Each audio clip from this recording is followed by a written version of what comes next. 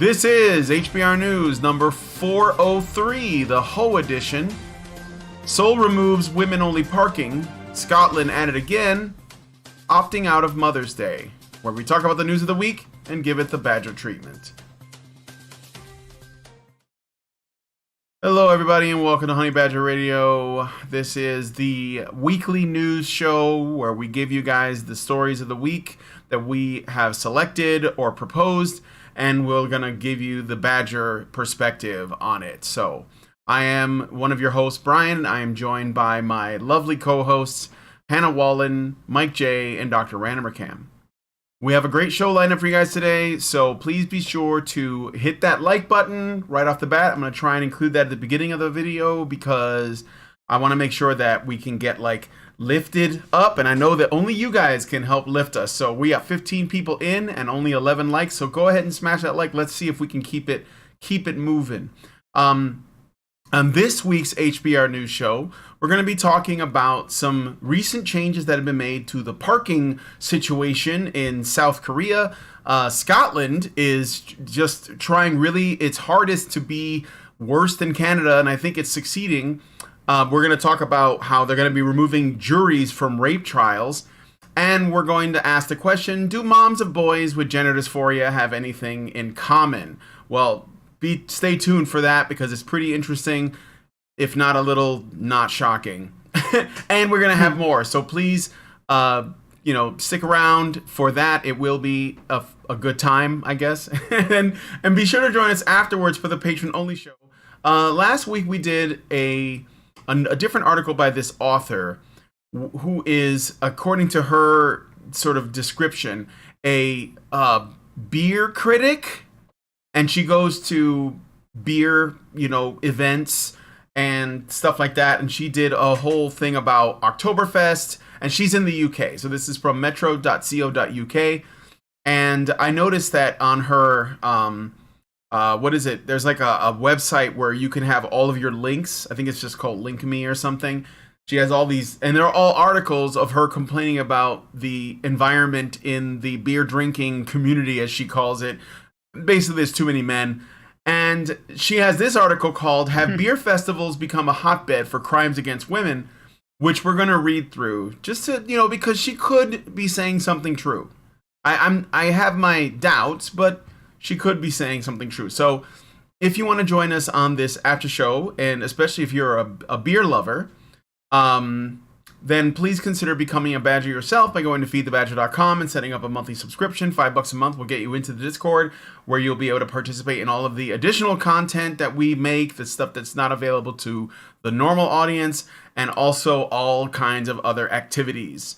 So that is feedthebadger.com, monthly subscription. And if you want to send us a message, you can do through the super chat. But if you want to if you want to deny YouTube and Google some of that money, you could just go to feedthebadger.com/just-the-tip, and then you can send us a longer than normal message. You don't have to worry about censorship, and you will get us more of the money. So that is feedthebadger.com/just-the-tip. All right, so I know I did this all kinds of weird because I don't have the script anymore because I lost it when my computer ate its own butt. But I think that was okay. So we're going to go into the stories now, and we're going to start with South Korea. South Korea, okay? Not North Korea. So South Korea's capital, Seoul, I think that's how you say it, Seoul, Seoul, yes, is removing women's only parking spaces 14 years after they were introduced. So in South Korea, they had women's only parking spaces, and they're removing that. City officials say the women-only parking spots are no longer necessary and will be converted to family parking spots. So they're just rebranding it. Critics say that this adding to growing anti-feminist policy in South Korea. So if you guys don't know already, that there is a very loud and growing, a very loud anti-feminist sentiment in South Korea, and it's growing. And I wouldn't say that it's necessarily like a men's rights thing. It seems like it's just anti-feminist. Well, so at one point, wasn't their prime minister or president or whatever their their grand. He made a joke about women. No. Wasn't she like literally controlled by a feminist cult? I think so. That sounds like some shit Koreans would do. So, I remember we talked about this once. I'm gonna have to Google I think this. we were talking about this. Yeah, I think it was a while ago. Ages ago. Yeah, there's been a few news stories come out. A little bit came out in the West where you could see there's anti-feminism in South Korea, and there is some men's issues discussion there as well. Yeah. I have seen some discussion about things like false allegations, for instance.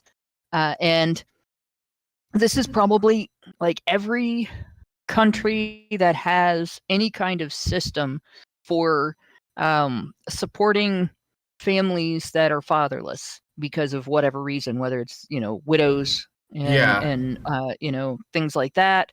Because, I mean, every country that has a military has war widows. Yeah. Men die because they're in the military. Men die because they go to war. Men die because they have accidents in the military. Yeah.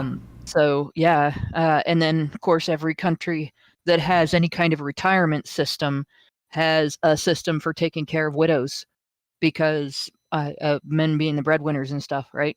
So there's always going to be also a system in those countries for dealing with situations where the government has determined that the wife is abused by the husband and they had to get him out of the house and now she's in financial distress, right? That's just, legally speaking, that's handled everywhere, even though realistically speaking and ethically speaking, women should prepare to be able to take care of themselves when they're growing up as girls. Families should prepare their daughters the same as their sons like that. And obviously, making false allegations is bullshit. Like, anybody that does that has something wrong with them. But every government is going to be gynocentric, and every government is going to violate men's due process rights in regards to that. So I would not be surprised if that's that way in South Korea? Just South Korea, but also North Korea. And we just don't know about it in North Korea because news doesn't get out of there very easily, right? Yeah. But in terms of these parking spaces, that really interests me. Yeah, let me finish the write-up because it is kind of interesting. Okay, so critics say that this adding to growing anti-feminist policy in South Korea, the women-only spots were originally put in 2009 after an uptick in violent crimes in car parks, and are usually placed near building entrances so women feel less vulnerable. So they literally put them closer to the entrance so that women might be safer from. So they feel less vulnerable. Yes, they can gather them all up and put them all in one place. So if you want to go commit violence against a woman, you have your very own woman parking spot. So you're not going to accidentally mug a guy. There's how much you want to bet? There's a little more to bet, though, that the response to an increase in violent crime is a response to an increase in violent crime against men. Yeah, well, that's okay. Because women are not targeted very often in comparison to men. Like, the percentage of violent crime victims who are men is much higher, especially if the person is looking to steal, because who better to get it from than the breadwinner of the household? Yeah. Yeah, like Mike was saying, it's like you're separating them into their own section of the parking lot with a big old sign saying "Here's where the women are." I mean, it's like trying to prevent people from shooting fish by putting all the fish in one unaccompanied barrel with a sign over it saying "Free fish in a barrel." And from here, you might wonder how the hell you're preventing women from being assaulted by creating a segregated toilet in exactly the same way. Yep. Answers on a postcard as to how the fuck that's any different, but I guess that's a story for another day. Go on with all this right, one. So here's this is from the BBC, okay? Quote, "It seems strange that they would actively get rid of something that makes women feel safe," said 27-year-old Park Young-seo. They're not that big of a deal. It's not like half the car park is dedicated to women. It's only a few spots. End quote. South Korean men are increasingly vocal that policies that advantage women are discriminatory based. The current women-only spots will be made available to pregnant women as well as people traveling with children. So the spots haven't changed in terms of like how they're sort of like set up, because they are larger, but they are no longer exclusively for women. All right, so Oh Kyung-jin from the Korean Women's Association is disappointed the spaces are being removed, but is more concerned about the wider trend. The government, this is what she says, quote, "The government is trying to push ahead with anti-feminist policies, and now we can see these regressive policies feeding through into local governments." End quote. The spots are apparently wider and longer than normal spots, with some claiming they reinforce the stereotype that women find it harder to park. That's not what they're doing on purpose. That's a stereotype? Yeah, like, I mean, Asian women on top of that, it is kind of bad. But anyway, no, that's not the truth. However, the spaces are bigger because it's assumed that women who take on most of the childcare in South Korea would appreciate the extra space to get their children in and out of the car. But that's probably sexist too.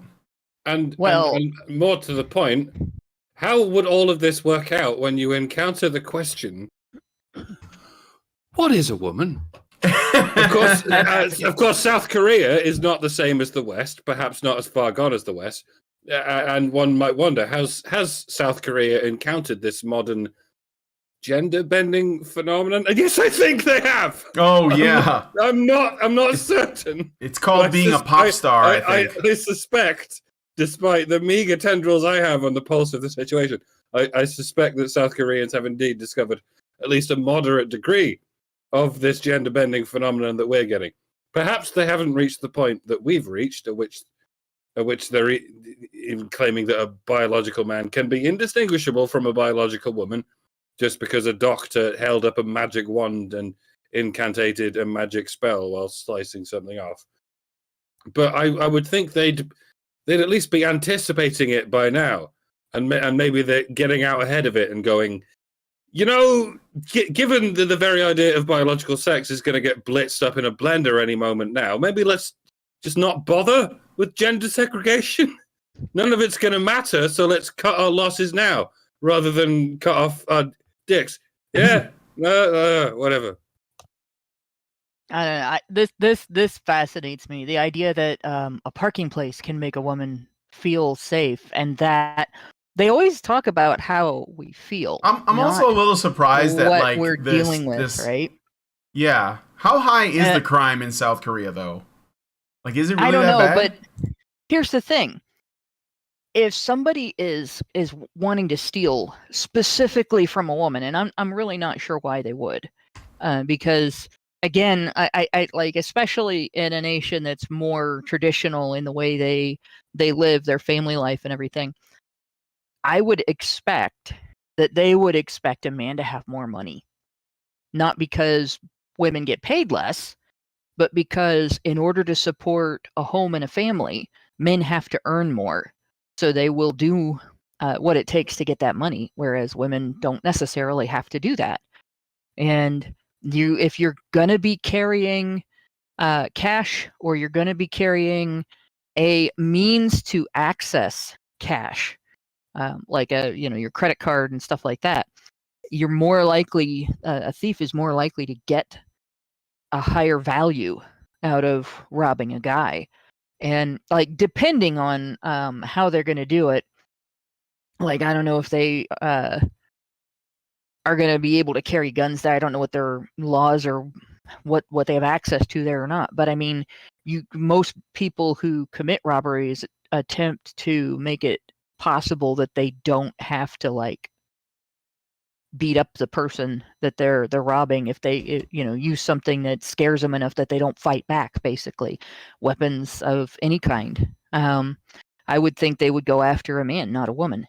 So the idea that a special parking place makes any difference is bullshit. Obviously these women have scared themselves into thinking they're going to be the targets when of actions that usually target men. And then the other thing is, parking in a particular space isn't going to prevent somebody from robbing you. Yeah. Robberies don't happen in a way that takes a long time, or in a way that, like, I don't know how many of you guys have been mugged, but it happens really fast, and it's over really fast, and you almost like you have time to get shit yourself scared, but you almost don't have time to get shit yourself scared. You just hand things over, right? Or you get the shit beat out of you, or you get shot or stabbed or whatever. It's not something that parking in a different spot is going to protect you from. And so if you make women feel safe, then they are going to do something risky that they wouldn't do if they didn't feel safe, like carry a larger amount of cash, right? Use a check card instead of a credit card. And I don't know if that's risky for the same reason in Korea as it is in the US. But in US banking with US banks, if your credit card gets stolen and that somebody uses it for a bunch of things and you report it within 24 hours of being stolen, the bigger banks don't hold you responsible for that. But if you have a check card and you have maintained a high amount in your checking account that your rent's due at the end of the month or the beginning of the next month, and you've kept money every pay period in there to make sure your rent check doesn't bounce, and they get that, you're fucked. Yeah. The bank doesn't put it back. You've lost that money. It's just gone. So I looked up, I just wanted to say, I looked up the crime in South Korea. Yeah. It's super low. Yeah. So like, I it's like America has it beat by several orders of magnitude. So, and I know and America is not like, it's only really bad in the big cities. So South Korea is super safe already. And it's just hilarious that some, like feminists in South Korea don't think it's enough because women have to feel safe. So you can literally make a country as safe as South Korea, and women will still not feel safe. So something has to be done. I just wanted to add that in. That brings us into the realm of false allegation, because we know that crime is risky in and of itself. Like committing a crime is risky, not just in terms of the retaliation you may experience from the person that you're targeting, but obviously the legal aspect of it, very risky. You could end up in jail. You could end up with all sorts of repercussions, right? So there's that. And geez, oh Pete. So most of the people who do it are men. Like that's like violent crimes. Most of the people who do women don't take that kind of risk. When they engage in crimes, it's things like fraud, or they attack children, or they hire hitmen or something, or they hire a hitman, or something like that, right? Because fundamentally, women are kind of cowards. Why would you hire a hitman when you could get a simp for free? True. Well, that sort of happens the same probably thing. more often. But I mean, women are more likely to steal, from somebody through an electronic means or shoplift or things like that. If they're going to steal, they don't confront somebody that they have to use a weapon or beat them up to get stuff. And so when we hear that it's to make women feel safe, that's a massive false allegation against men, that men are going to just go around mugging women if women park in I don't understand these women. They must not have the first world problem the United States has of getting fat. Because I deliberately park far away at the store so that I have more steps in, women's parking spots in the United States, our fat asses should be parking the farthest away from the store that we can get.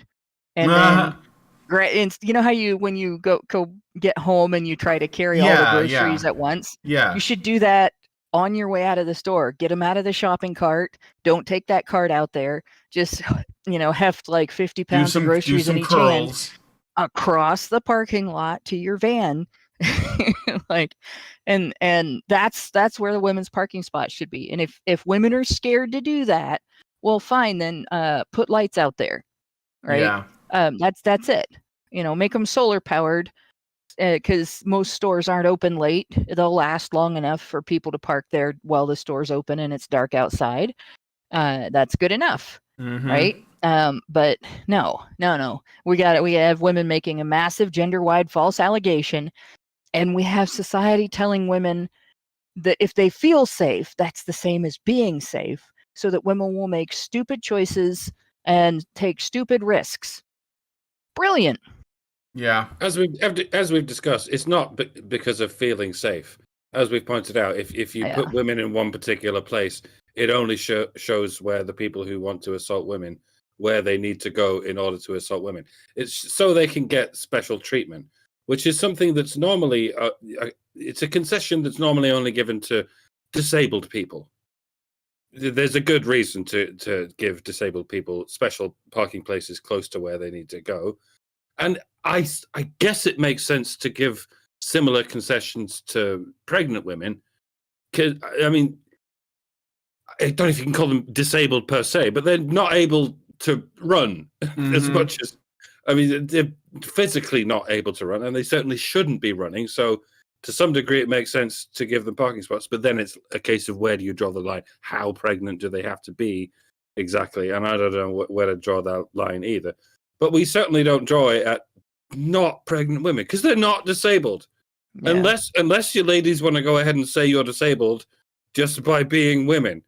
And if that's the case, then don't call us misogynists for saying that you're less able than a man, even though you kind of are. And I know that's a misogynistic thing to say in any context other than sports. Yeah. But let's try and get some consistency somewhere in this fucking rigmarole of hypocrisy. I don't know. We're probably not allowed to talk about how pregnant women might need the bigger parking spaces because of how the brain changes during pregnancy. Just saying.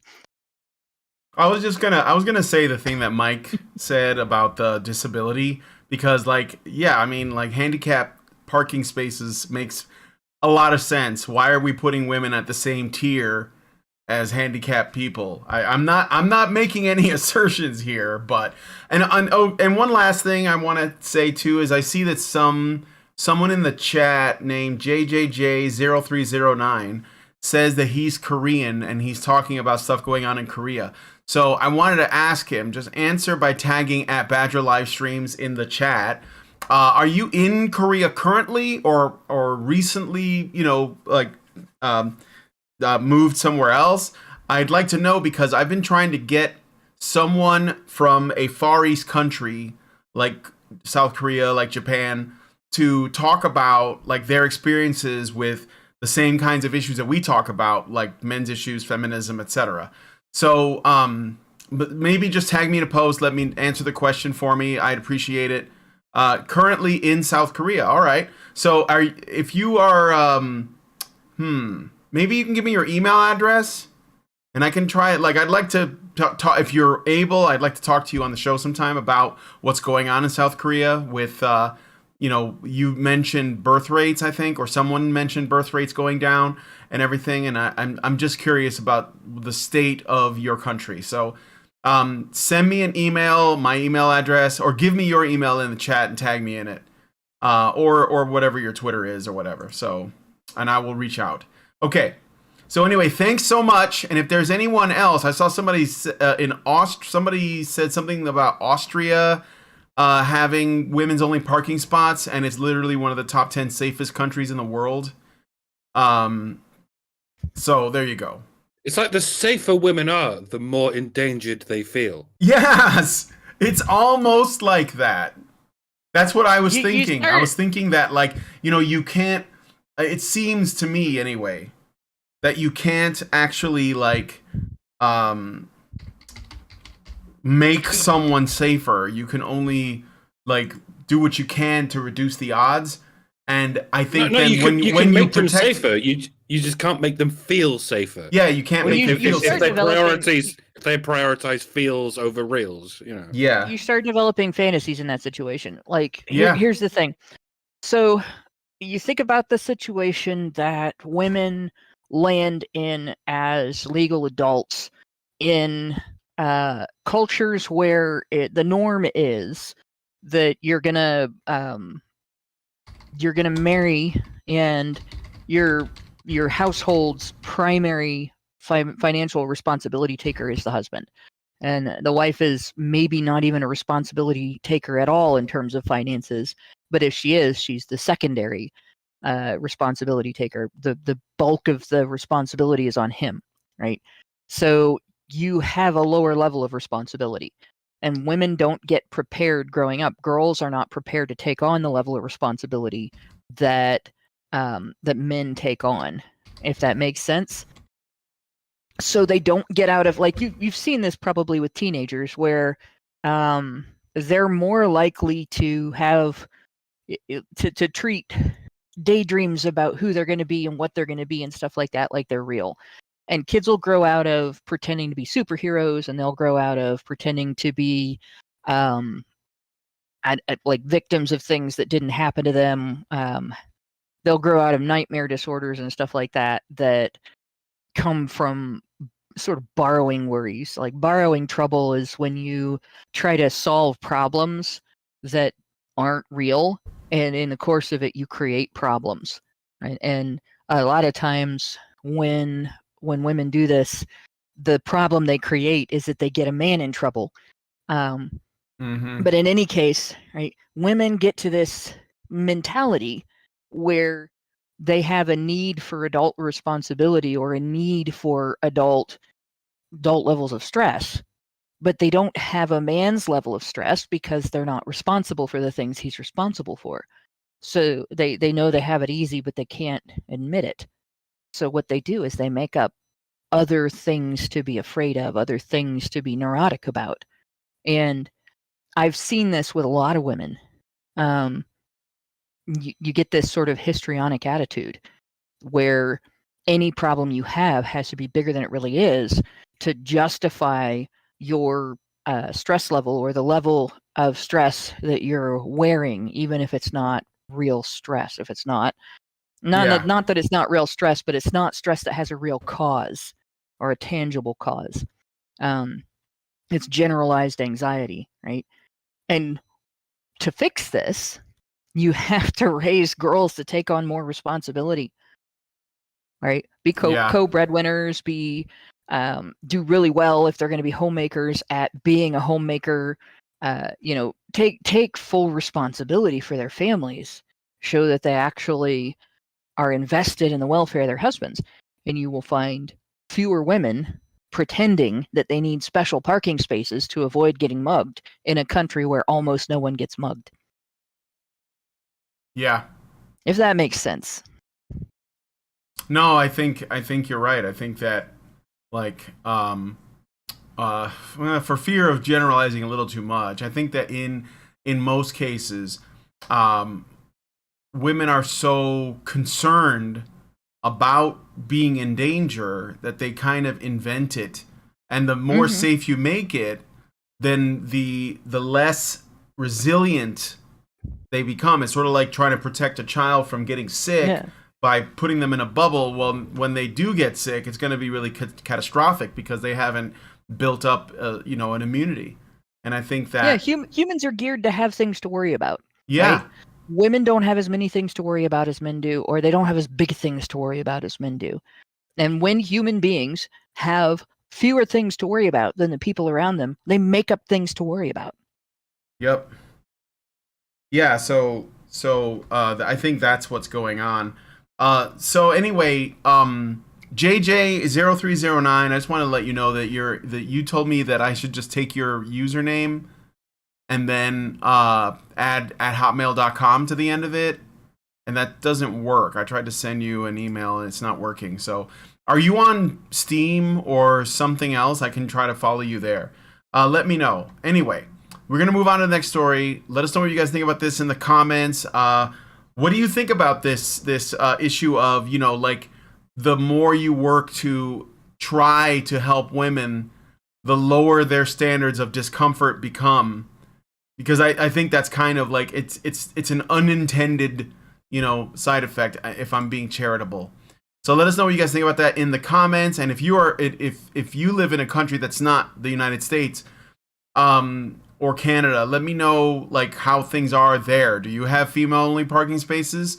Because I heard Austria does. So let us know in the comments. All right, we're gonna move on to the next story. Oh no, wait, I got a super chow that I want to read. This was last night, like at 4 a.m. Clayface gives us $50 and says, "Thanks for all your work. Love from a guy and his late girlfriend, from Australia. I don't know, by late, do you mean like she's no longer with us? You know. Thank you very much. That's really nice. Thank you. And if it's true, then, you know, my condolences. I don't know. Maybe in Australia they have a different, like, late has a different meaning. All right.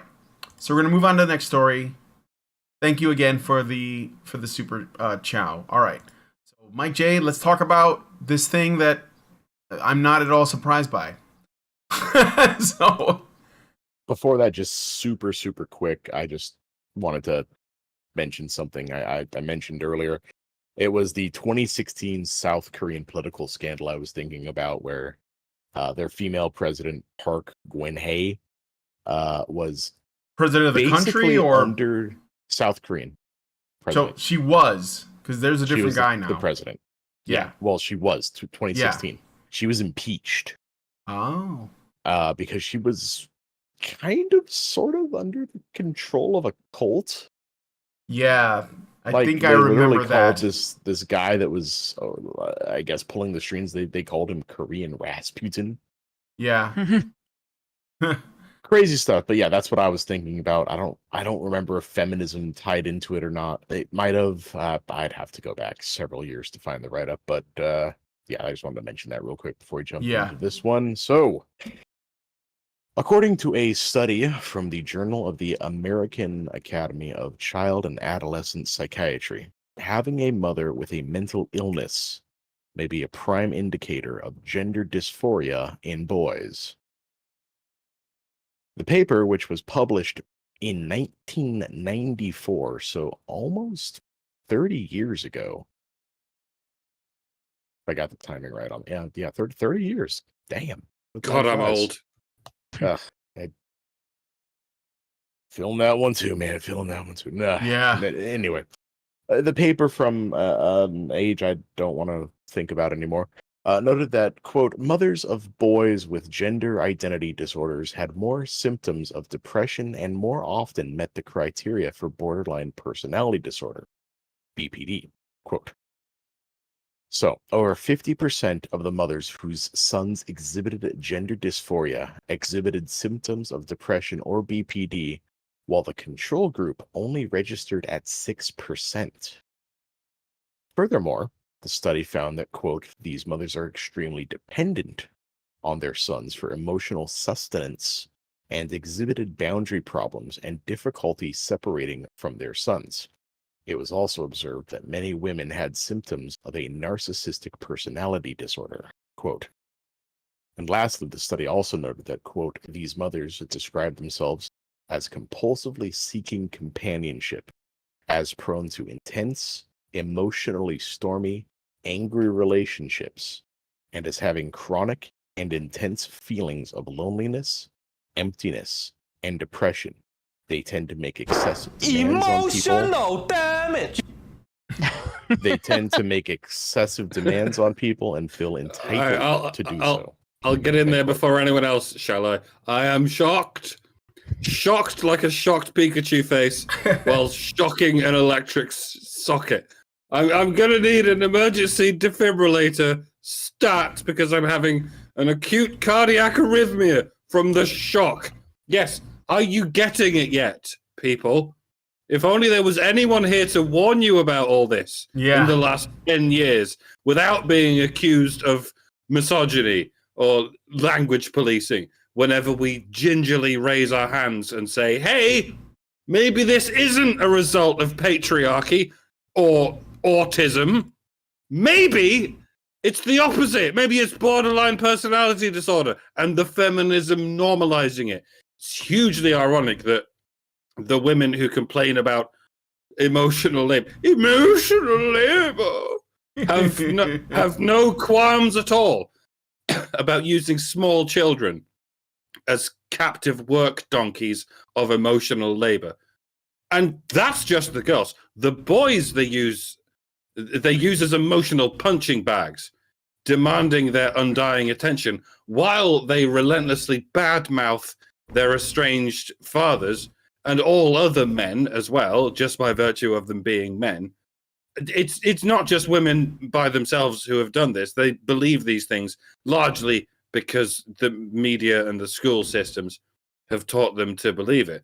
And then as they say all this to their sons, those sons grow up thinking, well, I want my mother to be happy, but as far as I can tell, the very existence of males is what makes her unhappy. So what the hell am I supposed to do? And then they enter that very same school system as it evolves, and listen to that very same media system as it evolves, telling them they can change their biological sex from male to the gender their mothers want, and how awesome it would be if they did that. And their mothers, surprise, surprise, are totally on board with it too. They can't actually physically remove that evil man's Y chromosome from that otherwise angelic child, but they can delude themselves into believing they have. And as a bonus, they get themselves a child that never grows up, never goes through puberty, which is the ultimate wet dream of the devouring mother. They never have to face a future in which their child grows up and doesn't need them anymore. It's like Munchausen's syndrome by proxy, but so much easier. You don't have to keep on feeding them course after course of broken glass and drain cleaner. It's a one shot, one size fits all solution to all of your problems. Off with his dick, off with any trace of testosterone, and for the rest of your life. I mean, the rest of his life. Sorry, I mean the rest of her life. You have yourself an emotional mule, a unique and special child that you can brag about to all your trendy friends. And I don't know how we fix this. I don't know how we even turn back, as long as the schools, the media, and the women themselves are already this entrenched in this mass psychosis. They're certainly not going to admit to any fault. They think they're being morally perfect saints, rather than among the most evil people in history, as history will ascertain that they in fact are. They can get this through to other people and infect them with it, but other people cannot get through to them. What one might think it'll all come crashing down within the next generation when the child victims of this craze come to terms with what's been done to them. But I don't see how they're going to come to terms with it either, because they're just as invested. Yeah. Then they're going to remain just as invested in it as anyone else is. More so. It's probably not going to change until a critical mass of these people have died off from suicide. From suicide in the case of the kids, and from the natural selection of having sterilized their children in the case of the mothers. And by the time that happens, it'll probably be too late, and we'll all be speaking Chinese. Food for thought, eh? And I probably won't be there to say, I told you so. I'll be serving a life sentence for hate speech because of the things I'm saying right now. Enjoy yourselves. People of in the short, future. I'll see you in hell. In short, Pink Floyd warned y'all about this when they sang about Mama gonna help you build a wall, right? Mama will keep baby cozy and warm.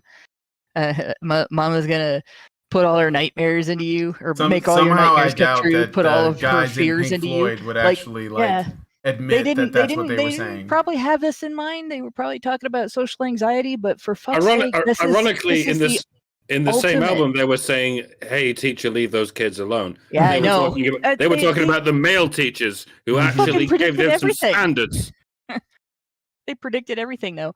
And yeah, they were talking about male teachers that were abusive because their wives were abusive at home. But most of the teachers today that are abusive are women. And they do it because they're neurotic. They do it because they're, histrionic. They do it because they have borderline personality disorder. They do it because they're narcissistic. Everything that's described in terms of that music. And like if you look up the lyrics to Pink Floyd's Mother, and then tell me that it doesn't relate to this, even though this wasn't the target, right? No. Obviously, that was about social anxiety and inability to make relationships after being raised by a grasping, neurotic mother that Devouring would mother. smother, the devouring mother. But clearly, the only problem that comes out of raising being raised by the devouring mother isn't just drug addiction. Mhm. And clearly, women need to be mindful of this, and the ones who are the least likely are the ones that need it the most. And we Yeah. can't criticize women's behavior, right? We're not allowed to do that. Nope. That's misogyny. Your knees are wet, right? But you have to, because the mother's behavior determines the next generation's whole personality. Well, yeah, that's what I was going to point out. It's important to note this. This study was done in 1994. So we had this information for what? Like almost going 30 years now? And it's been like, I don't want to say memory hold, but no one's talked about it, right? We've had all this other evidence, like the John Money stuff and all of that. This is John Money, right? And Kinsey and all this queer theorist bullshit. And now we're at a point where, we're literally at a point where women are taking their boys and making them their pets, their trans pets. Have you guys heard about what happened with Jazz Jennings? You might remember that Jazz Jennings was like a celebrity on a reality show. The whole thing was about this person transitioning from male to female. And Jazz's mother, I don't know why. I've never watched this show, so I don't know anything about it, but I've seen some clips like recently. And this Jazz Jennings' mother is a absolute monster. Like, that is an evil, evil woman, and she is going to either drive her kid to suicide or some other self-destructive behavior because she needed to, like, live out some kind of fantasy through her son and then basically made him into a girl so that she can be famous. And this shit is happening all over the country, probably all over the world, where women, not all women, stop it, but a lot of these women are essentially like abusing their children, their sons especially, because I think that is what is one of the things that I was thinking about when I used to talk to Blair White and Theron Meyer. I remember going to a convention thing where they spoke, and I said, do you know why at that time, it was way more men transitioning to women than women transitioning to men? And I brought it up with them, and they kind of like, Theron said, well, when women transition, they don't tell anyone, and so we don't really know what the numbers are. But I'm willing to bet that it's still, even though there's a lot more trans men coming out, I'm willing to bet that it's still mostly men transitioning. And I think that a lot of it has to do with the relationship with their mother and their relationship with their identity as men. That's been essentially completely, like, scorched earth destroyed. So, like, why would you want to live as what you are if what you are is terrible? Yeah, why not live as a woman? Here's the thing with regard to the trans issue between men and women and this type of mother. All right, when a mother treats her son this way, he becomes trans. When a mother treats her daughter this way, she becomes a slut. Yeah. All right. She doesn't become trans. She screws around. She looks for a man. She develops a need for narcissistic feed, just like her mother, and she searches out a man to feed it, or she becomes the mother in the relationship and becomes the smothering mother in the next relationship. Like, you don't get it's a rare thing for a girl to come out of that and think of herself as a man, or it is crazy though that we don't treat it like what it is, which is child abuse. But you know what? You remember me telling you guys when I first got in and I was kind of late that I was answering a Reddit Oh yeah. post. I'm going to read this to you guys. That's it's relevant to this. So she says, and I'm not going to give the name of the person, but she goes, I am coming upon the age of 35 in a few years. I've been on SMBC and DC Reddits. I want to come here for insight and truth, even if brutal. So I'm not going to read you my answer, but I was brutal. But she says, I'm coming upon the age of 35 in a few years. That is considered geriatric pregnancy, despite how healthy I am, which is true. Your body is not as equipped to support a baby that you're gestating as you get over 35, as it is under 35. It's documented, right? So she's like, consistently. I only had one boyfriend consistently for 2 years, on and off for 7 in total. I never took anyone else until we were super done, and never dated again due to the horrible, drawn-out first experience. I am completely pro-fathers and understand the value of a father, but in the case of potentially not being able to find a father for the future child, why is it so bad to use donated sperm? Granted, all parties are in agreement. I have a support system, and I have zero intention on coming back for child support. And so she's just admitted that she couldn't make a relationship work with a man. She doesn't seek out men for relationships. She goes on and says, I'm very afraid of divorce. I've seen the irreparable damage it can do deep down. I'm very loving and caring. I've had past encounters complain that I am overbearing, too caring and needy. Red flags. I'm working on correcting that. I don't have any intentions on being a huge burden on my significant other, and I run when I feel like I am weighing them down.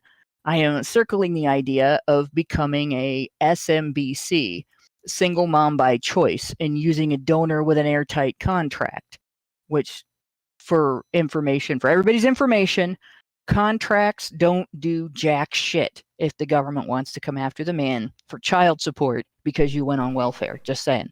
Yeah, just leave all your shit to your mom instead, Mm-hmm. and then you'll be safer. There we go. She goes on, I can 100% understand how exhausted men are when it comes to the modern woman. I completely get it, and it's justified. But why should I wait to experience motherhood because men don't want to be with me long enough to even contemplate having a family? Okay, so she just gave the reason in the question. If I am childless after 35, this is the next reason. I will work toward leaving everything to my siblings and Canadian euthanization. And then she gives it TLDR.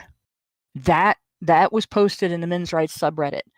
Like I said, my response was pretty brutal. I kind of wrote her a book, but I could have just said, holy fuck, lady. Right? That's what we just read. If you go back and you look at what we just read, in terms of the causes, right? That mentally ill mothers produce mentally ill boys. Imagine that woman having a son, right? And he gets to the terrible twos, and he is no longer an obedient, malleable child, or he has colic when he's an infant, and the only way he can tell her he's in pain is to scream, right? And this is a woman who has admitted that she cannot form a relationship. She can't maintain a relationship with a rational adult who has rules that he has to follow and does so. But she wants to have a baby. Why the hell would you have a baby when you are that fucked up? Actually, I think a lot of women like the idea of being pregnant, but don't want kids. Yeah. Because, like, when you're pregnant, everybody flatters you. They tell you, oh my God, you're glowing. You get to, like, buy new clothes and all that. But then the kid comes and they realize this isn't just something you do for props. This is something that you have to do. I think that might be one of the reasons, honestly, why the abortion rates are so high, because you can be pregnant for a while and score all your points and then go and abort the fetus, and then you're back to square one. So sex ed needs to include the teacher standing in front of the classroom, hands on hips, looking out at all the students, getting all their attention, making sure they are looking right at the teacher, right? And then she needs to look every girl in the eye in the classroom and say, ladies, for the rest of your life, I want you to remember this one thing. Your children are not purse puppies. Don't treat them like purse puppies before they're born or after they're born. Period. Yeah. Mike J, you wanted to say something?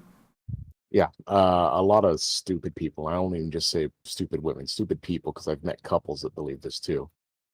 Believe that a child will also bring them stability if they can just have one. Yeah. That's a bad reason to do it. Yeah. I mean, Yeah, if no, you're not stability able right to now. keep your shit together without a dependent, then you're not able to keep your shit together. Like Stability full needs stop. to be present before you have your child. Yeah. Like I always say, love your children before you conceive them. Yeah. Yeah. Love them enough to make sure you're ready first. Make sure you have everything in order. Your ducks in a row, you're stable, and you're financially stable. Yeah. Try life with a dog and try life without a dog. Try life with no pets at all. See if that works out. I've see done if you that. Fucking hell. Started see with if a you- goldfish. See if you Yeah. actually love each other. What's how's, the most how's about that? What's the most self-sustained pet? I don't know if it's a goldfish. There's probably some kind of like animal It's that no pet at all, Brian. That's what I'm talking about. Yeah, I guess so. Yeah. All right. So Sea anyway, monkeys. Mike, what were you saying? It's sea monkeys. There you go. There's the Yeah. pet. I'm sure someone in the chat knows. They're gonna mention some kind of rare, like insect. Okay. virus? So, huh? Like a virus? Yeah, virus. The simplest organism I can think of. All right. Anyway, we're gonna move on to the next story. Let us know what you guys think about this one in the comments. Are you surprised by this? This study. Why do you think like this whole trans thing has kind of like been very much blown way out of proportion, and no one is asking the question, where does this come from? And I think that the single motherhood thing, which I've been beating the drum on for years and years and years, and we all have too, it seems like that's where the arrows are pointing, but for some reason, nobody has the balls to say, I think women are doing this. And this is the reason why the fifth wave feminists, like Posey Parkers, I always get her name backwards, and some of the other ones, that's why I don't have any sympathy, because they were all about this when this was going on before. Oh, we have a large LGBTQ population. We can weaponize them against the patriarchy. That's what they did. So now that it's like hurting them. Speaking of which, do you guys remember Riley Dennis? Do you guys remember Riley Dennis? Yes. Yes. Do you know that she's like Oh, playing yes. like Australian volleyball Yes, or something or soccer? She's not I thought it was even rugby. He's not even Australian. Sorry, can I say he's not even Australian, right? No, I've he's seen- American or was. How did that happen? He went where the money was, I guess. Like he's like, I'm gonna become a professional female athlete now. And he's just out there wrecking face. Yeah, of course. Anyway, so I mean, look, I don't think that a decent trans woman would enter women's sports like as a sportsman. I think they're going in there to dominate. And what are you gonna do? Like I'm just like, well, you got what you wanted. This, now you have it. So don't come to me saying, oh, this is misogyny. No, it's not. It's your bullshit theories. I don't feel sorry for this. adult women this is happening to, because I'm reading, in particular, like college age, right? I'm reading now. No, like I know my that generation, our generation, Yeah, maybe 12% of women signed on to feminist ideology, yeah, but Gen Z is like half and half. yeah. So half of Gen Z is feminist. Well, it's feminists who insisted that men are not allowed to have any activities or Mhm. spaces Mhm. that exclude women. Right? They're like, even to the point when we were in school, there were women and girls going into Olympic wrestling and football, like tackle football. Yeah. Right? And then getting upset if they had a broken collarbone because the guys that were tackling them were bigger than they are, and they tackled them like guys. And biologically, it's a fact. Men's bones are thicker and heavier than women's of the Yeah. same size and weight. Absolutely. So Yeah, what ended up happening was guys had to pull their punches. There were guys that pulled out of wrestling matches because they were afraid to touch the girls. It was ingrained in them. You don't do that. And I mean, if anybody's ever watched Olympic wrestling, it's very intimate. Oh yeah, I know. Like you end up with your faces in each other's crotches sometimes, right? Mm-hmm. So no guy wants to be on a mat in front of an entire audience with a chick.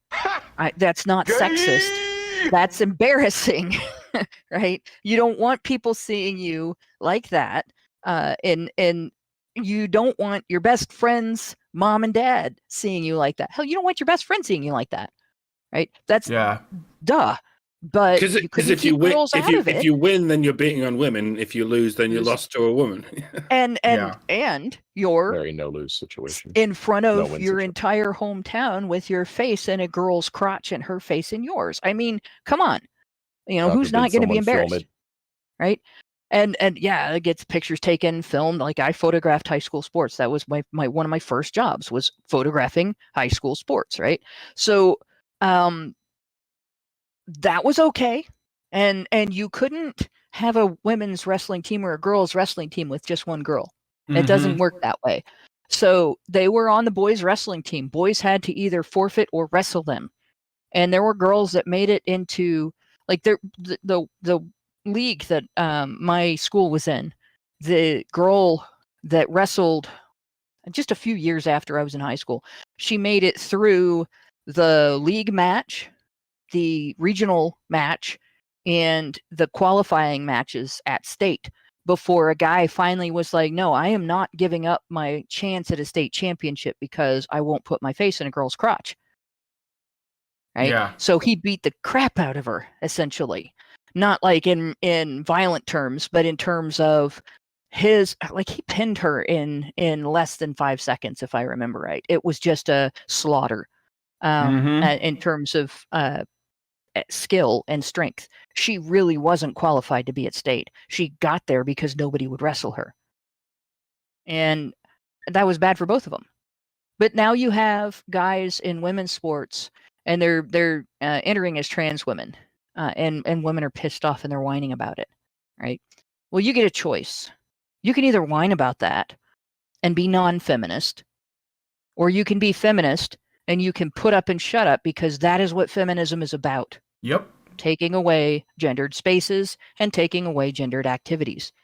Now, my other thing about this is I would bet, absolutely bet, if you took the gender division out of sports, you probably would eliminate this. Like you would, all of a sudden, there would no longer be trans women in sports.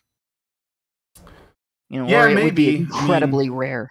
Yeah, I mean, I think it is already like somewhat rare. I think that's why when it does come up, it makes the news. But I mean, we would all of a sudden all these athletes that are making the news for being trans, you would never hear from them again. No. I mean, that's the thing. Like these trans athletes, like they're it's not like they're organically becoming famous. It's because like the system is making them famous. Like Joe Biden invites them to the White House, what's her name?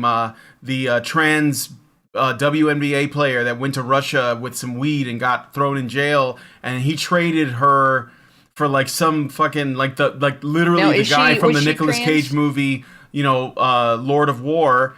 That guy, like the guy that the movie was based on, this like weapons, was dealer. She actually trans? Yeah, I didn't know it. I didn't. I forget the name of the person, but yeah, that they are actually trans. Okay. And and then now, like again, they went to like the Joe Biden's dinner thing. So it's like this person is when he was a man, he was mediocre at best. But now that he's in a women's league, he's like a champion, and everyone's just supposed to like go along with this. Like there's nothing wrong here, right? Because Joe Biden has given them his seal of approval, and this is what I'm getting at though. These trans people that are making the headlines, they're activists basically, Yeah. and they're being promoted and astroturfed by the media and by politicians. So it's not organic. Like none of this is like, because I think that they still make up like mostly still a pretty small percentage of the population, even though more like people, I guess I'm going to say mostly women though, are discovering, and I put that in quotes, that their sons are trans, like before they're born even. It's like that, what was that joke, that sketch from I think it was Life of Brian. Yeah. I'd like to be I a want to be woman, a lady. This I is want to from have like babies. the 70s. Yeah, that one. Yeah. Just say, and then it was another thing. I think it was like they were delivering a baby, and the doctor or somebody wanted to know what the gender was, and they were like, "Well, we shouldn't assume," And this is like, I mean, Monty Python. They're way ahead of the curve. They predicted a lot of stuff too. They did. And the They sad did. thing is, like, prior to it being politicized, gender dysphoria was incredibly rare, Yeah. right? And probably we would have been on a trajectory toward finding a way to treat it without subjecting the patient to body-altering surgery, without subjecting them to opposite sex hormones that for both sexes there are serious problems with taking those hormones. There are health problems that come from taking those hormones, and you have to take them for the rest of your life. Yeah. But and I think Karen talked about this first out of the honey badgers. Why, if they're going to treat gender dysphoria with hormones, why not try same-sex hormones first? Yeah. I mean, yeah. Like, do they check well, here's that? the thing. I think that the conversation about whether or not someone should transition and that it's going to solve their problem, I think that that's just not. It's far from over. The evidence does not demonstrate. And look, I'm in support of trans people transitioning, because it's their body and whatever, right? As long as you're an adult, I'm in and support of a right to do it. Yeah, if that's what they choose. But I'm not in support of the medical community making that their first approach, because it's. I agree. I would call it the duct tape and bail wire. Of, it is. It medical is. treatment, honestly. Yeah, And it is. It doesn't. The Hippocratic Oath. What the fuck ever happened to that? Well, yeah, I mean, some people are plastic surgeons, Yeah, and we still have circumcision. I don't see a massive difference between encouraging people to get a nose job to look prettier or a boob job to feel more feminine, even if they are female, versus changing your gender appearance for fulfillment or to feel more normal.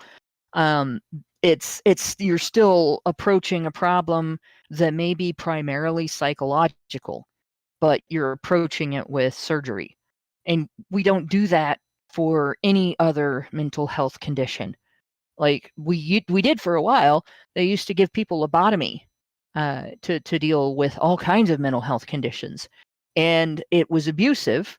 And they stopped the practice of making that a primary approach to dealing with mental health conditions because it's wrong. But we still, because it's been politicized, you can't talk about that with trans issues. Like, yeah, that's exactly right. And the hard thing is, like, you want, if you're in medicine, and you're in medicine because you want to help people and not because you want to get rich, your first approach should be looking at, how can I best serve this person? What is this person experiencing?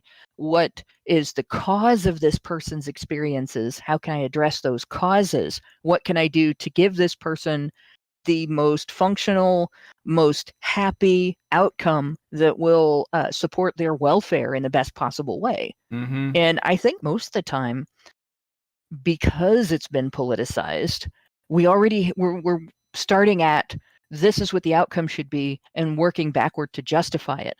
And I don't think that's fair to people who experience gender dysphoria, whether they are trans or not. Yeah. Like, I wouldn't want somebody telling me that I need a penis to feel right because I like to wear cargo pants instead of dresses. Yeah. They like playing God with these people, basically. Adults should be allowed to do with their bodies whatever they want to do with their bodies.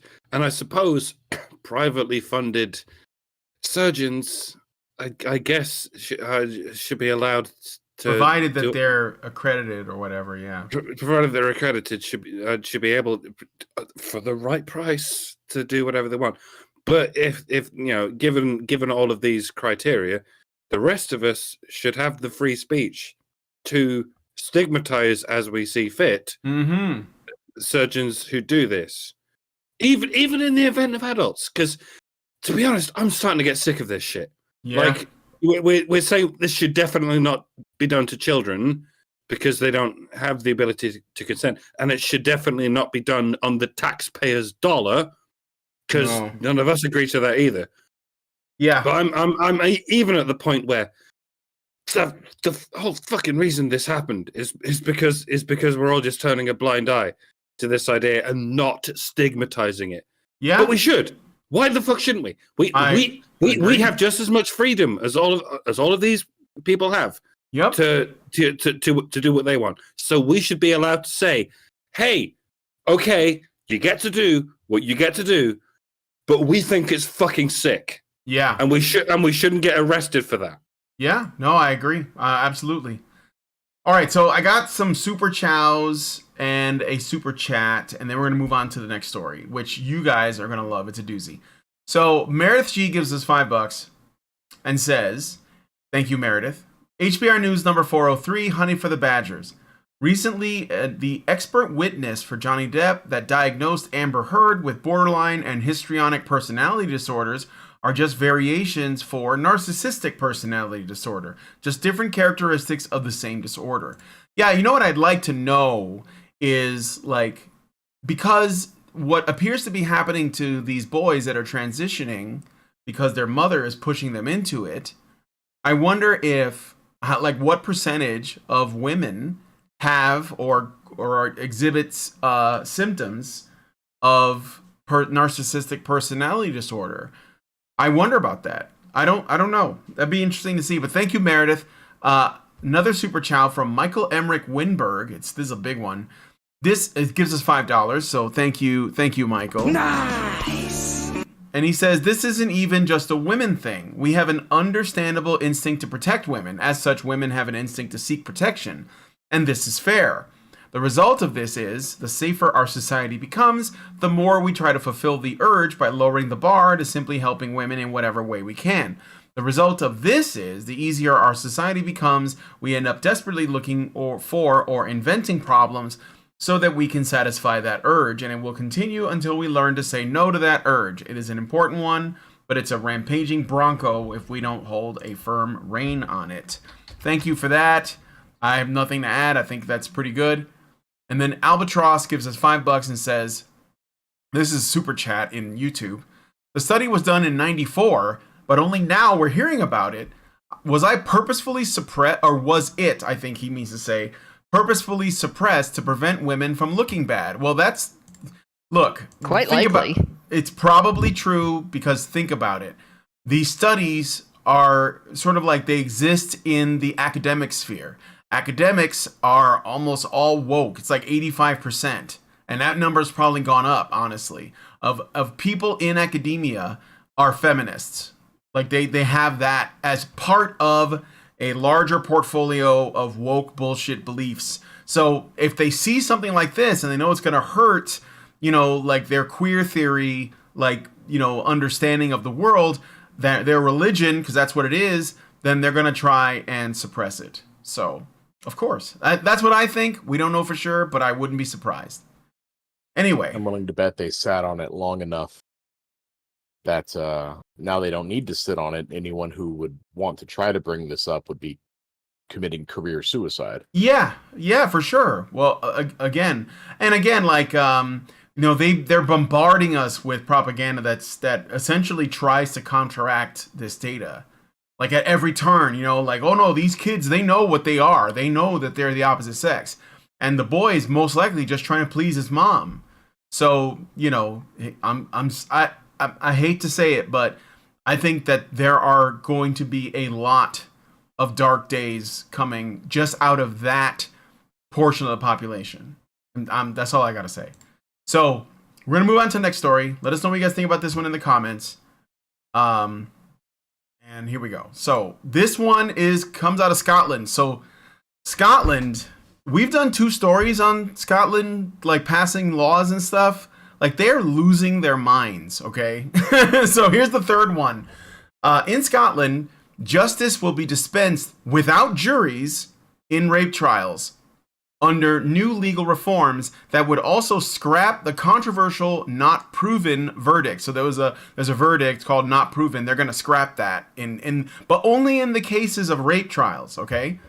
Legislation published by the I should point out before we go on. Yeah. That when they say the not proven verdict will be scrapped, that does not mean all men charged with rape will be found guilty by default. No. Not proven is a verdict. As a verdict is not synonymous with not guilty. Yeah. It's this other thing. It's something that's particular and perhaps even unique to Scottish law. It doesn't even apply to the rest of the UK. Yeah. It's neither guilty nor not guilty. It's this weird and rare middle point that basically means we're pretty sure you did it, laddie, but for whatever reason the prosecution fucked up. So we can't convict you, much as we'd like to. You can go on your way now, but we got our eyes on you, Jimmy. I don't know why it even exists, but it's nevertheless quite telling that rape trials are the reason it's being dropped. Sorry, finish the story.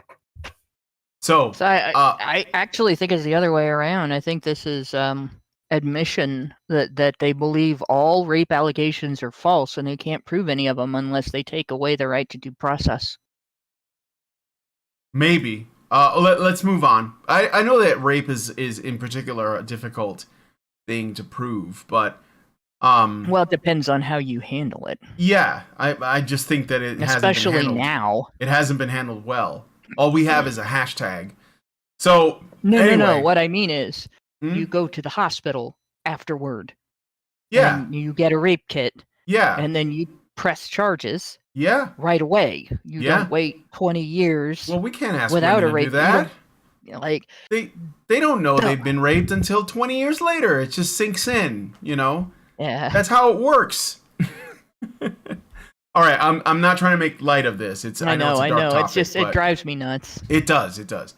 So, legislation published by the SNP, which stands for the Scottish National Party, which you wouldn't think was nationalist or even Scottish by looking at it, but the legislation creates a special court for sex offenses. So they have a special separate court, okay, while adopting a, quote, trauma-informed, end quote, approach to the alleged victims of sexual assault and rape. Critics, including the chairman of the Scottish Criminal Bar Association, say that it would cheapen the guilty verdict and undermine public faith in the administration of justice. Ian McWhirter writes, SNP ministers complain that only 44% of rape trials lead to a guilty verdict in Scotland, as against 88% for other offences. Something must be done, say campaigners. So the idea is to allow judges to decide guilt or innocence, free from the inconvenience of having to persuade an impartial jury of anonymous citizens. Yet, since Magna Carta, the founding principle of the justice system has been trial by one's peers. For almost as long, elites have wanted to get rid of juries on the grounds that ordinary people cannot be expected to understand law because of how stupid you are, you poor plebs. Campaigners and many academics believe that most citizens are too stupid and prejudiced to be trusted with sexual offense cases. Wow. This belief is deeply... I want you to look at Hamza Yousaf's face while you read all of this information. Okay. This belief is deeply ingrained in third sector lobby groups which receive large sums from the Scottish government to tell them what to do, end quote. The legislation is based on a review of sexual offences conducted by Lady Dorian, Scotland's second highest judge. Her 2021 review concluded that juries are influenced by, quote, rape myths, end quote, the idea that a woman asked for it or did not fight back or was drunk. McWhorter argues that the best way to help victims of rape is not to abolish juries, but to speed up the legal process. On average, it takes more than 2 years for a rape case to be heard in Scotland. I mean, that's normal for a Yeah, for that's a criminal basically case. law. How long does It's less than normal for a civil case, I think. How long does it take for a murder trial to be heard? It's even longer. That's I mean, and there's a reason for that. Like, you start with, like I said, you go to the hospital, you get a rape kit done. All right, that has to be tested.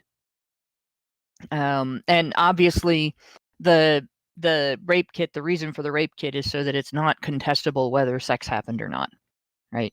And you can go through and argue later over whether it was consensual, but being able to prove that it happened is very important, because obviously if there's a rape, the guy might say it didn't happen at all, and guys, you can get a rape kit too. Women leave bodily fluid behind too, and they may very well think that they can get away with saying, well, it never happened, and they won't have left any DNA behind. But actually, sex leaves behind, just in general, leaves behind DNA from inside the vagina on your body. It's the same thing that causes a slightly rough or even normal sex to cause some of the same injuries that are traditionally associated with rape, causes DNA to be left on your body. So that women are not the only people who can go get a rape kit done. And it's important to do it if you've been through this experience. It's not something that you delay.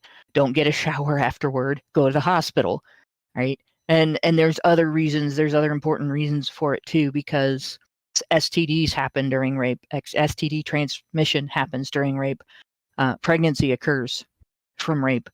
You definitely want proof that something happened, and if there's injuries, you want them documented, because you want to be able to argue, hey, I fought back, right? They're not going to treat it the same with guys. You won't get the lack of a jury. You won't get it's a rape myth to say that you didn't fight back. It's a rape myth to say that you asked for it. You'll get treated very differently in the system. So you want to prepare for that fight, and you should, because she should be held accountable, right?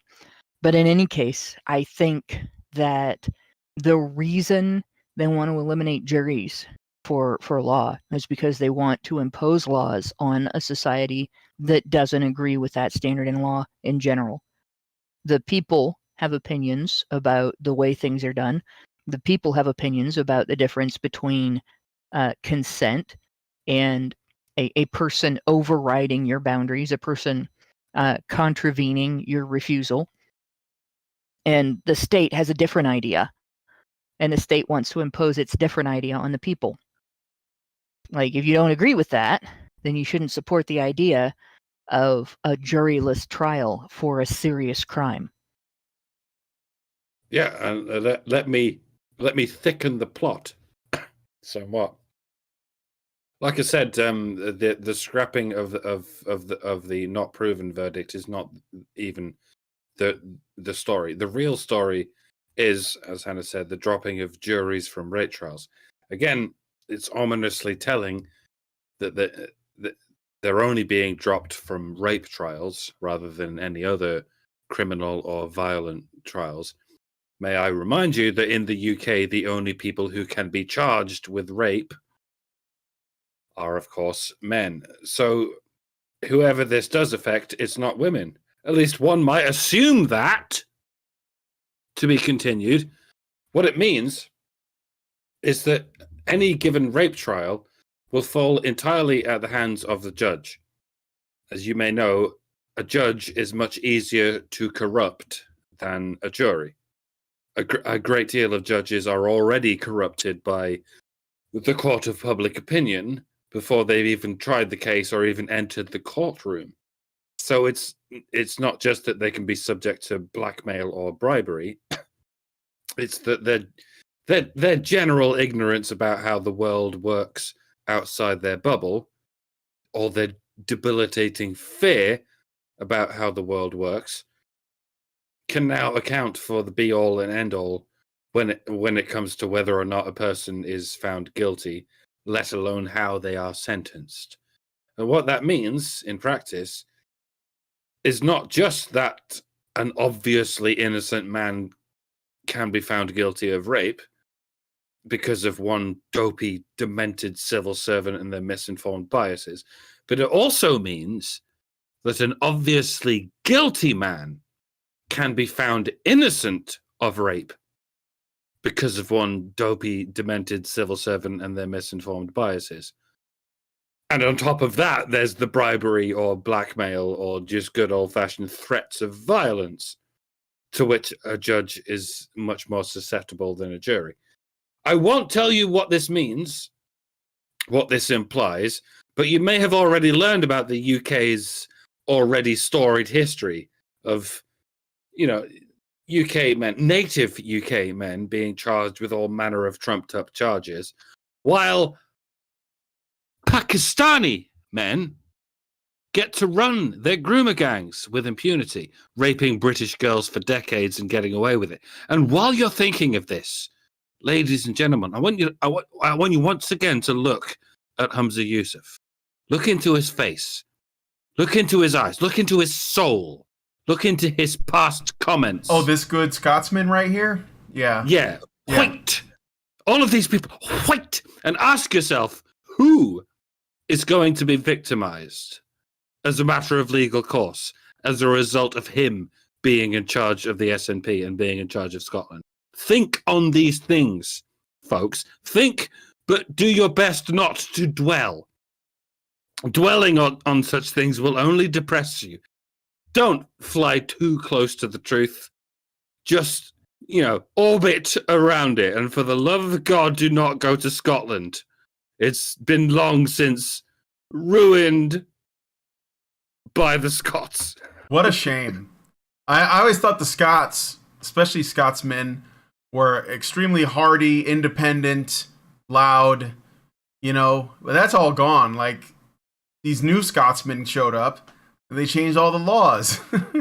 I just want to say one last, because I think Mike J might want to say something to this, but I just want to say that, all of this is awful, because obviously it's going to do a lot of damage to men's lives, and it's going to change the whole system of, dealing with these kinds of crimes.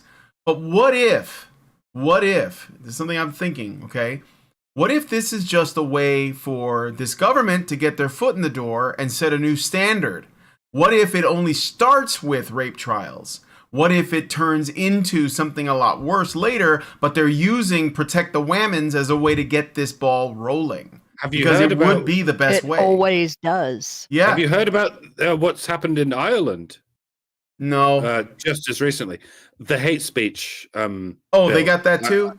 In accordance with EU, if you are caught in your own home with any evidence of hate speech, you can be sent to trial, and that too will be subject to interpretation by a judge. It's exactly the kind of thing that Hamza Yusuf wanted to institute in Scotland, and he'll do it too. It's only Westminster standing in his way. Oh. But Ireland, because it's still operated by the EU, they pushed that shit through right while Scotland was pushing this shit through. So please do not, if you live in Ireland, do not download any of our shows. Do not download any of the of the adjacent politically adjacent shows that you see on the internet, because then you will have that on your hard drive. And that will be grounds for the Garda to arrest you, crazy. and you will be subject to the interpretation of a judge. We're gonna have to be very careful and escape to the US as soon as you can. Unfortunately, you can't unless you have 2 lethal injections. Oh, I hate the world. We're gonna have good to news, by the way. Good news, real quick.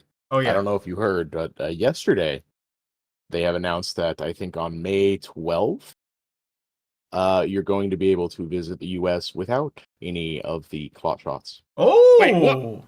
That's not what I that'll heard. be- That's not what I heard. Link. Send me a link. You must send me a Yeah. link right I now. will do just that. Yeah, It'll be yeah. good. Get him the info. This country still has a little bit of freedom left. We need to I'm we need to still- I'm go still and waiting like for when do I a can straight sue the up like CDC for my parents' wrongful deaths. I'm just like, Baby um, steps, baby steps. yeah. yeah. We need to send like a rescue team to get Count Dankula and Goodfell out of there. And Yeah. if, you know, if I think Dank would rather go And I down will just say, swinging. Mike, stand your ground on that lethal injection because I'm miss my dad every day. yeah, stand your ground So, on that for um, sure. This is something I could read real quick here, and I think it'd be a decent little news item. So direct from the Department of Homeland Security.gov. DHS statement on the lifting of Title 19 requirements. Release date May 1st, 2023. Beginning May 12th, 2023, Department of Homeland Security will no longer require non-U.S. travelers entering the United States via land ports of entry and ferry terminals to be fully vaccinated against COVID-19 and provide related proof of vaccination upon request. Department of Homeland Security intends to rescind these Title 19 travel restrictions in alignment with the end of the public health emergency and the termination of the presidential proclamation on air travel. Mm-hmm. Okay, that sounds good. Please send me that link. I need to look into It's it. in live show right now. They say they intend to, but they've said things they intend to do, and then they didn't do them. I will look into that, and I will keep an eye on that. All right, cool. Sounds like it could be some good news. So, Here's your daily white pill. if you do end up coming to the States, we have to meet up. I'm fucking staying there. As Yeah, soon as well, I'm we there, have to hang I'm- out. If you're going to be if- in like Philadelphia or something. If I have to marry Lauren just to stay there, I mean, I love Lauren and I'll marry her because I love her. But if that's what it takes to fucking stay there, I'm fucking Hey. there. That's See, what that's funny. That's what Lindsay keeps saying. Like, she's glad she came here because Canada. Holy shit. I know. Yeah. Yeah, definitely. If you guys get married, you want it to be here and not in the UK. Yeah. Then she'll be stuck there instead. That's the other thing. I think if she were to immigrate to the UK, she'd have to give up her American citizenship. Yeah, but no, I don't think I the would- UK makes you do that. I would never ask that of someone I Yeah. love. But That Yeah. would be. Okay. But Let us know what you guys think about this story in the comments. Are you in Scotland? If you have, like, give us your thoughts. Have you heard about this? If you're not, but maybe you know someone who is, like, just share your thoughts on this whole mess. Do you think that there's something else going on? Does the is it SNP? Do they have a plan? I don't know. I haven't been following it super close. So let us know in the comments. Also, F's in the chat for Scotland and apparently Ireland. So, RIP those places. All right. We're going to go on to the next story, but first I have another super chow from Michael Emmerich Winberg, who gives us $5. Thank you. Thank you very much. That's really nice. Thank you. And he says, remember Chris Chan? He couldn't be convicted as a woman since it's not a crime in Virginia, so he ended up being tried as a man. If you think you can protect yourself by identifying as a woman, get ready to have another thing coming. I mean, yeah, they'll throw it out if they have to. But then there are some criminals that were put into women's prisons that identified as women after the conviction. So maybe he can still game the system. Maybe you can. I don't know. All right. well, anyway. here's the other thing about that though. Mm. They really need to fix the problem of not being able to convict somebody of a crime because they're female, right? There is no crime that a man can commit that a woman cannot also commit. Yeah. Yeah. I got a super chat from, or a Rumble rant, I guess, from NovaFan21. Gives us $2. Thank you, NovaFan, and says, can Scottish men just claim that they're women without getting the surgery or medical treatment? If so, they can provide a defense. Well, they're all wearing skirts, so I don't see why not. And aside from that, yes, this is arguably what got Nicola Sturgeon sacked. Yeah. Because apparently they can even do that in prison. All right, well, let us know what you guys think about this in the comments. We got to move on to the next one. So, do you guys know Mother's Day is coming up? It is May 14th, and we have a little story about Mother's Day. So I'm going to hand it over to Mike J. Take it over. So, several high-profile companies such as DoorDash, K Jewelers, and Pandora, the jewelry company, not the music service, are sending out a wave of preemptive emails to let customers know that they can opt out of receiving Mother's Day themed promo emails. Pandora's email stated, quote, "What can be a wonderful time for some can be a difficult time for others. Completely understand if you'd prefer to opt out. Simply let us know below and don't worry. You'll still receive all our other updates. Love, Pandora." End quote.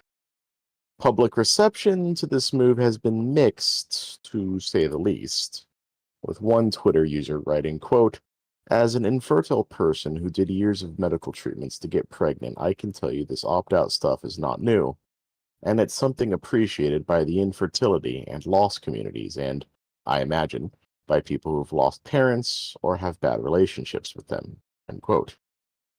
Ian Miles Chong, also on Twitter, asks, quote, "Why is every company sending out emails telling people that they can opt out of Mother's Day deals and that it's a, quotes, sensitive topic?" End quote. Also on Twitter, in the same vein and with a bit of cheek, Charlie Kirk asks, quote, "Brands are bending over backwards to let customers to opt out of Mother's Day. Can we opt out of Pride Month spam too?" End quote. Good question. Yeah. Excellent question from Charlie Kirk. I mean, Chong can himself. But yeah, if we can get up in arms about the existence of mothers as something that, I don't know, might be an integral part of our society and indeed our species and indeed our biological kingdom, if we even have the option of ignoring Mother's Day, perhaps because it doesn't apply to us in our present lives or our chosen life choices or for whatever reason, then surely we can opt out of these religious ceremonies about these sexual rainbow niches that are none of our business either, and not even our biological kingdom's business. It's the same with old religions. When you get a corporate promo email saying, "Happy Diwali, everyone. I hope you'll be respecting it," or "Have a great Ramadan," or "I hope you enjoy Kwanzaa like the rest of us have to." What do you do? Whether you're a Christian or an atheist, what do? You do nothing, right?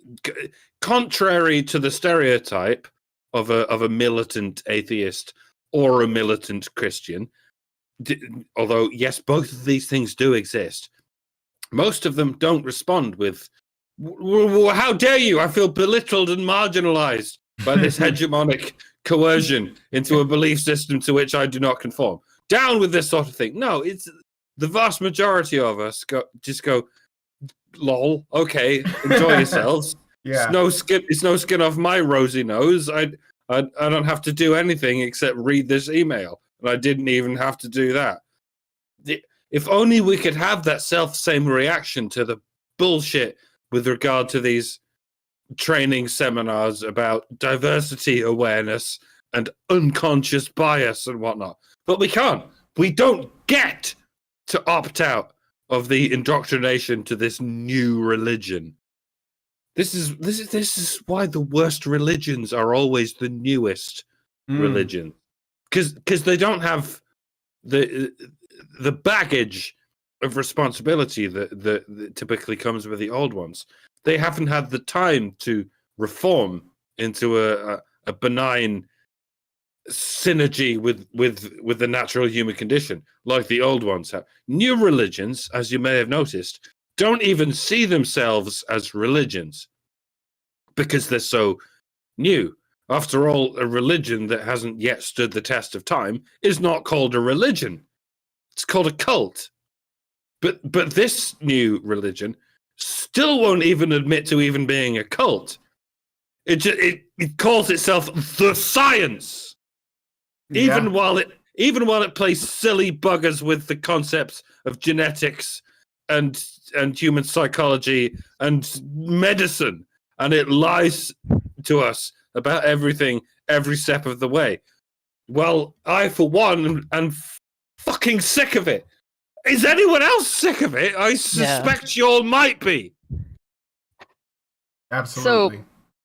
So, I know where conservatives are coming from for this, because they see this as an extension of the trans ideology and the idea that motherhood is a female thing and blah, blah.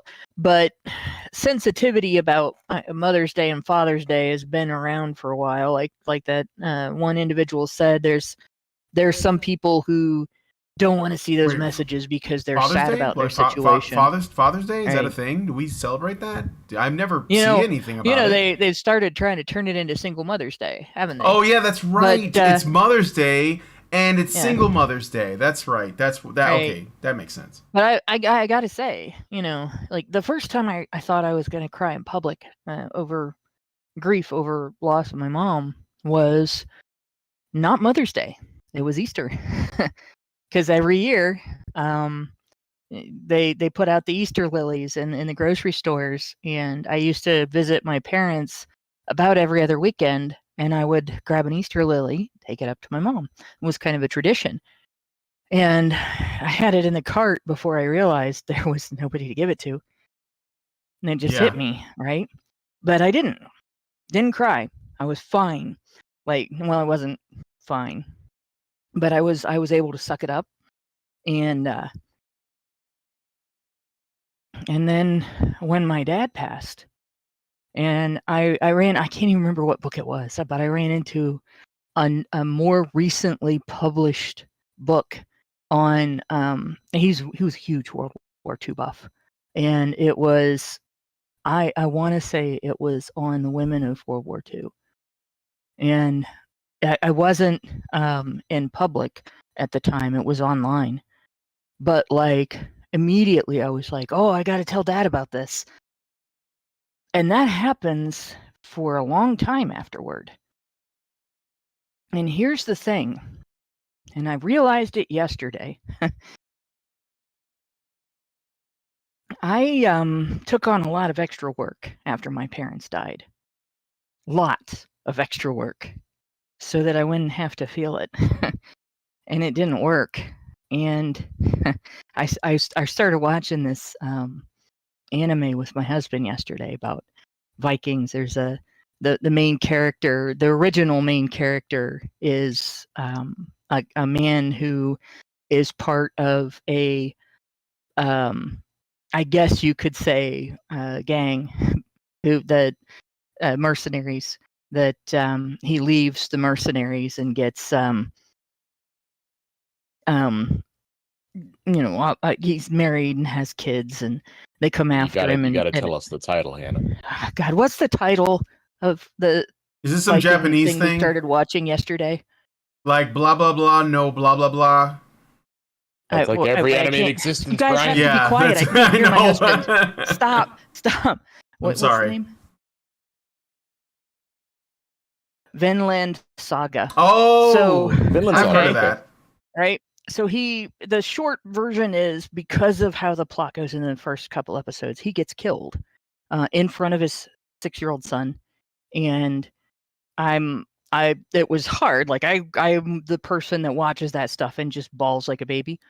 Yeah. But it didn't hit me hard until there's a scene in that where his daughter has taken on a shitload of work, and her mom's trying to get her to go to bed, and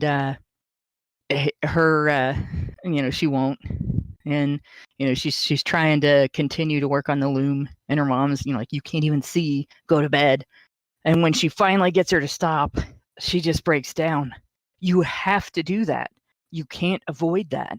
You can't, if you're grieving over something, whether it's not being able to bear children because you are infertile, or because you transitioned, or because you were born male and you don't have a uterus, you can't bear children. You can conceive them, but you can't bear them, and it hurts to know that. You have to work through that pain, right? I'm still in the anger stage of grief, Mm-hmm. and I can't get out of it. I can't get past it. I'm enraged at what happened to my parents. I get so mad about it that I shake Yeah. because they were murdered. In my opinion, they were murdered, and there is nobody to hold accountable for it because Mm-hmm. there's no law against what was done to either one of them. And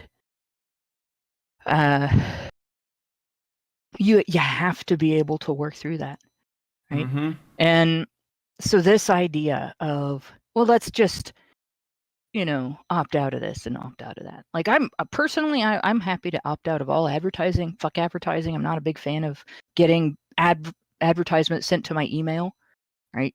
That's you don't really have the right to access. I'll watch ads on television programs and you can pay them, for hosting those ads, but keep them out of my fucking email. But Yeah. if I'm going to get ads from a company, if I opt into getting, you send me this deal and that deal, to isolate myself completely from Mother's Day and Father's Day and ads about history books that my dad would like to read and things that piss me off or things that scare me, whatever. Like, if you shield yourself from everything like that, you lose the ability to move forward with your life. And I got through all that without actually crying. That's really Yeah. good. I But you have to do that. You have to go through that. You have to feel those things, and you have to steady yourself and say, "Yep, that really hurt. That sucked." yeah. And now I'm going to go do the dishes. Because that's life. Life Yeah. has pain, and pain hurts, and then you're not dead yet. And then you have the good parts, and the good parts are especially sweet because you didn't isolate yourself from the pain, and you're not closed off, and you can feel all of it. Well, That's it. As far yeah. as I'm going to go with that. Thanks for sharing that. I don't have like anything to add that's as poignant, but I will say that these are just brands, and they're trying to pander to their customer base, and they're taking this extra step, right? Of essentially saying, hey, are you? I mean, it's not just. I don't think that it's really about the trans thing. That maybe their conservatives are going to make hay out of it, but and I get it. Like, I get that they're frustrated with the whole trans thing. There are a lot of things going on there that no one's allowed to talk about, but I don't think that's what this is. I think this is just brands for women in general that they're trying to, I guess, pander in that way. This is obviously like, gynocentric pro woman stuff. They don't do this around Father's Day.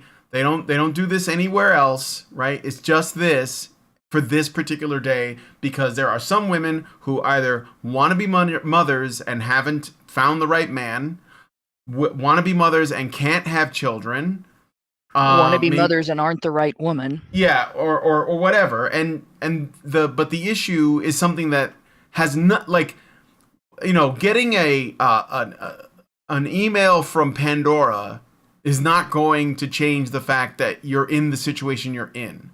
So you're just going to have to deal with that. I'm not saying that women are asking for this. I just think that this is just another piece of evidence to show how above and beyond our society is willing to go to make sure that every single woman under every single context is being considered, when I don't think it's necessary. Like, I don't think it's necessary in this case. I don't think that women were agitating for this. Like, I better get emails saying that I can opt out. I'm not seeing that, but I think that we're going way too far. It's sort of like, you guys know about Down syndrome Barbie? You guys heard about that? Yeah. Yep. Is that real? I thought it was Yes. just a meme. No, it's real. No, it's real. But this Oh is the my thing God. about why I'm bringing this up. I don't have a problem with them doing that, but then it begs the question, though. Do people with Down syndrome not play with Barbies unless they have a Barbie that has the same problems that they have? This is the thing that I find a little bit sickening about it, because there have been Down syndrome people for longer than there have been Barbie dolls. And if there were girls that have Down syndrome that like Barbie, I don't think they ever said, "Why isn't my Barbie like me?" I think that they were enjoying their escapism in their toys. They don't even know that they don't even know that they're Down syndrome, do they? Yeah, well, Oh, no, they again, like who? They But know. the thing is, I don't think this is actually for Down syndrome people. I think No, this it's is not. for the I people mean, who make the toy. It might be to help girls to not abort their Down syndrome babies, which No, I guess well, that's a good way to go. Yeah. It won't do that either. Honestly, that's the reason that this pisses me off might sound kind of weird, but all right, people with Down syndrome don't go around spending their whole day thinking about having Down syndrome Yeah. and looking different from other people. It's not on their mind 24/7.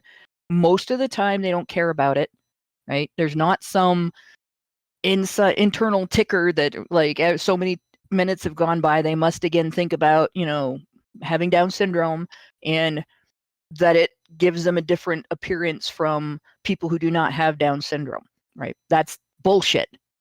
And the only reason to give someone with Down syndrome a doll that looks like them is to remind them that they look different from everybody else and make them think about it. And that Yes. is wrong. Yeah, and I don't think they want it. I mean, No. of course not, because, like, like, just leave them alone. And I don't think it's going to change. Like, I know that in some countries, probably the U.S. too, like, you can learn that if you're pregnant, that your baby is going to have Downs or has a high chance for it, and you can get an abortion. I don't think we should be doing that either. I think that's the worst reason to do something like that. But you're not doing these girls any favors, is all I'm saying. No. Barbie is already disabled. It's famously been one of these little factoids that people say that if Barbie was a real human being, she wouldn't be able to stand up on her own 2 feet. You can't even sit. Her knees don't bend. Yeah, they do. They do a little bit.